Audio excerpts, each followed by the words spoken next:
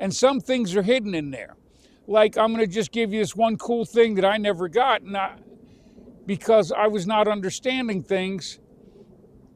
And it was one of the joys I found, and that was where the church always says that Jesus says you could kill because he told them this isn't a time for peace, but time to pick up your money belt and sword.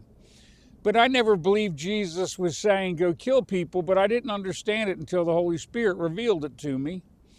And that is, it said he was listed with the transgressors. There was a reason for that, right? Prophesied. So it wasn't some fool prophesying by mistake.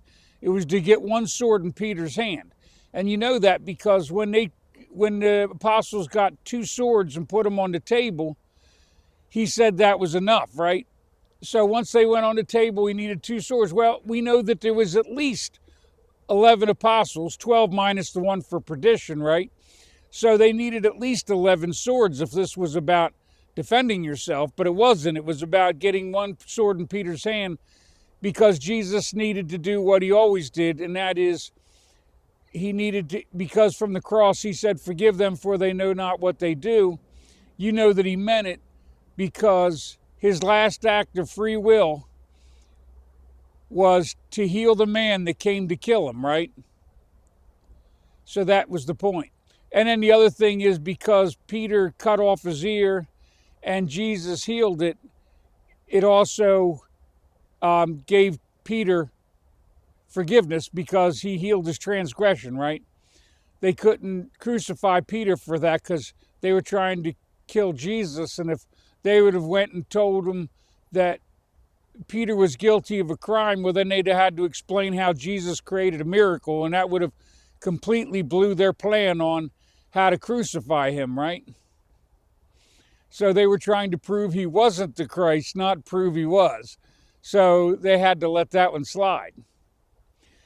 So, you know, that's why I'm always telling you, get a red letter edition of the Bible, really get to know Jesus inside out, upside down, and backwards, and just get to know love by experience. That's what Jesus was talking about. He told you to feed the hungry, clothe the naked, visit the sick and in prison.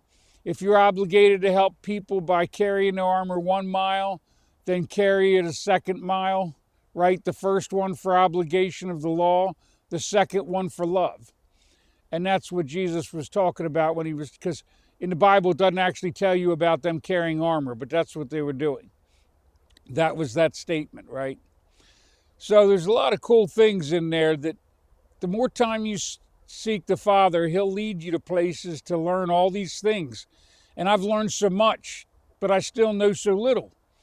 But I've got eternity to increase my relationship with God, right? So no sense in having to know it all just right now. Or else I'll have nothing to know about him tomorrow. Tomorrow I might find something else out wonderful. You just never know. So anyway, friend, just know that I love you because my Father loves you, and that's it. I just thought I would come on here and say howdy from the woods because I felt like I should. And well, I don't feel like going into all the other stuff. I'm not going to any of the Satan-made flesh or any of the deep stuff today, friend.